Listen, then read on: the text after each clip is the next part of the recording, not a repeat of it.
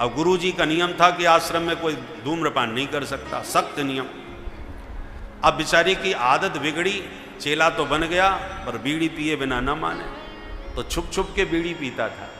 एक दिन पकड़ा गया, पकड़ के चेलाओं ने कहा गुरुजी ये बीड़ी पी रहा था। तो गुरुजी ने और तो भगा दी और चेले को अकेले में बुला के समझाया, क्यों भाई, जब तुम्हें पता था कि यहाँ कोई बीड़ी नहीं पीता तुमने क्यों पी?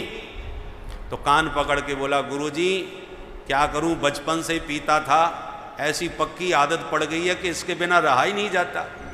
मैं स्वयं भी चाहता हूँ कि छोड़ दूँ पर छूटती ही नहीं।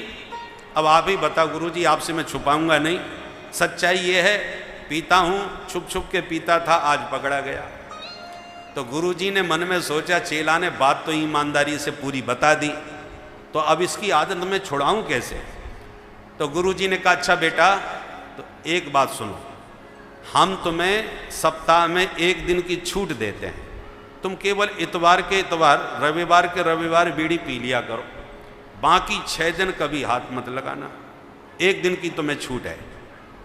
तो चेला भी बोला गुरुजी मैंने भी आपको वचन दिया, मैं केवल रविवार को ही बीड़ी पीऊंगा और 6 दिन छूऊंगा भी नहीं। तो गुरु चेला में समझौता हो गया। अब गुरुजी ने सोचा कि चलो वैसे तो ये मानने वाला है नहीं, अब इसने ईमानदारी से बात हमारी मान ली है तो 6 दिन के लिए तो छूट गई, अब एक ही दिन तो पिएगा, और यह 6 दिन छोड़ने का अभ्यास इसे बन गया तो धीरे धीरे वो एक दिन भी छोड़ देगा। इसलिए गुरुजी ने सिर्फ उसको एक दिन की छूट दी। अब किसी काम से एक दिन गुरुजी चले गए यात्रा पर 15 दिन के लिए, तो बद्रीनाथ की यात्रा पर गुरुजी गए, तो जब आश्रम में गुरुजी हैं नहीं तो डर किस बात का। जो रविवार आया तो उसने सबके बीच में धुआं फूंकना चालू कर दिया। चेलाओं ने कहा क्यों रे दुष्ट, तू बीड़ी पी रहा है वो भी सरेआम, आने दो गुरुजी तुम्हारी खबर लेंगे हम। तो हंसता हुआ बोला अरे आने दो गुरुजी, गुरुजी क्या करेंगे? गुरुजी ने खुद हमसे कहा है कि बेटा रविवार को बीड़ी जरूर पीना चाहिए, बहुत फायदेमंद होती है।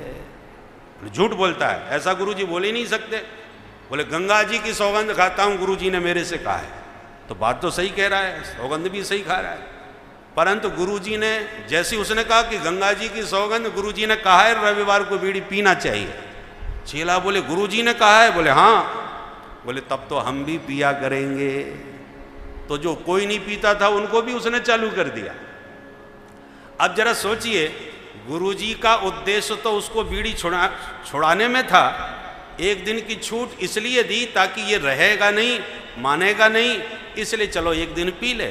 पर उसने उस गुरुजी के वचन का कितना अनर्थ कर दिया कि जो नहीं पीते थे उनको भी पिलाते हुए एक दिन की छूट का पूरा उसको नियम बता दिया कि पीना ही चाहिए।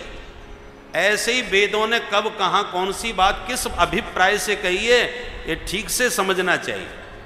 हिंसा के बिना जो नहीं रह सकते, मांस मदिरा मैथुन में जिन मानवों की बहुत अधिक प्रवृत्ति है, उनको नियंत्रण करने के लिए विधान बनाया वेदों ने कि ठीक है कि तुम मांसाहार के बिना नहीं रह सकते तो अमुक यज्ञ करते समय अमुक पशु का बलिदान करके अमुक विधि से उसका उपयोग कर लो।